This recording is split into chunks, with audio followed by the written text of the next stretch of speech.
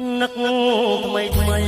ការស្រីនឹងបងតាច្រកស្ទៀនយល់លើដើមរាំងភ្នំខែងបងជាប្រពណ៌ប្រាប់រឿងស្នេហាកាលនោះ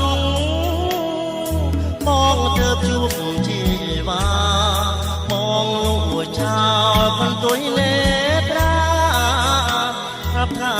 បងស្នេហាស្រីអំបែបនំត្រនំវាសនាចាពីមុខពេថ្ងៃបាំងរសៀលជាលជ្រេបងបំពេអូនក្រោមដើមជ្រៃយើងនាំគ្នាឡើងជិះដំរីហំវិញចងកំរងនិស័យនៅថ្ងៃស្នេហ៍ជាដំបូងតើអ្នកណាមានភពវាសនាដូចខ្ញុំបានជួបមុំពីរំជាងយល់លើតោក្រ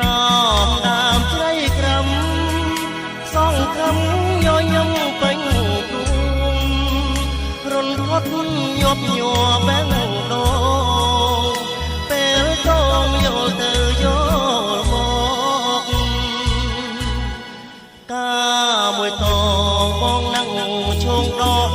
យកទៅថ្នមថាអ្វីបាបកាដងលើដីស្រាតាមានមេជាកាបរិសុទ្ធ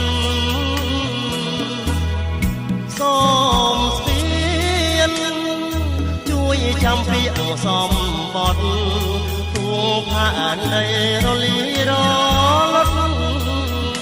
ក៏មិនខ្វត់ចិត្តការស្នេ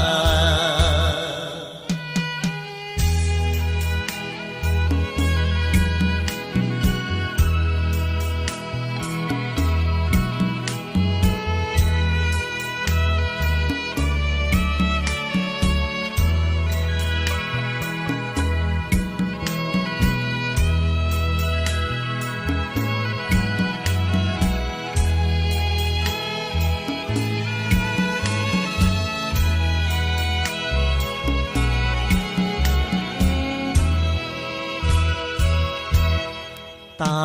អ្នកណាមានភពវាសនាដូចខ្ញុំបានជួបមុំពីរំជាងយល់លើតោមក្រោមដើមជ្រៃក្រំសងខំញញឹមពេញទ្រូងរនរត់ញាប់ញ័របែងដោពេលតងយកទៅយកម